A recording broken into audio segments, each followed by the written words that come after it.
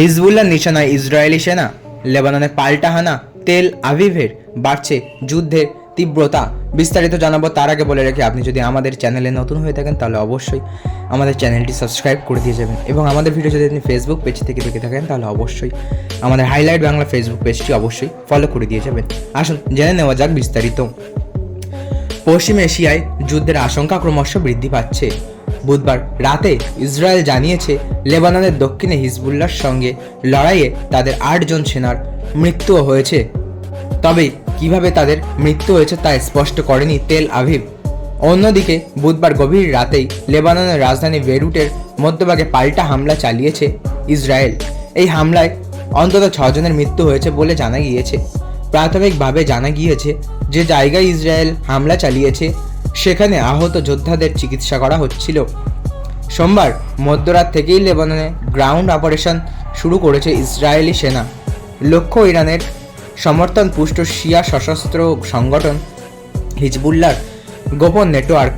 পাল্টা পদক্ষেপ হিসাবে মঙ্গলবার থেকেই ক্ষেপণাস্ত্র ছোড়া শুরু করেছে ইরান। ইসরায়েলের ভূখণ্ডে আছড়ে পড়েছে একের পর এক ক্ষেপণাস্ত্র।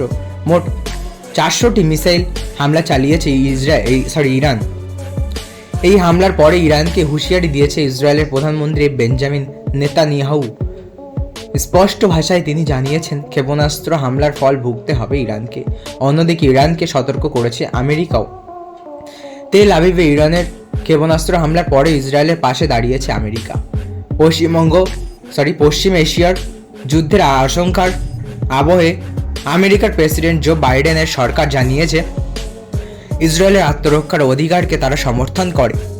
ইরানের হামলার জবাব দেওয়ার ঘোষণা করে ইসরায়েল বুধবার বলেছে তেহরানকে এজন্য কঠিন পরিণতি ভোগ করতে হবে। ইসরায়েলি প্রধানমন্ত্রী বেঞ্জামিন নেতানিয়াহুর সরকার জানিয়ে দিয়েছে ইরানের সর্বোচ্চ ধর্মীয় নেতা আয়াতোল্লাহ আলী খামেইনি তাদের পরবর্তী নিশানা। অন্যদিকে হামলা হলে আরও ধ্বংসাত্মক পাল্টা হামলার হুমকি দিয়েছে ইরান।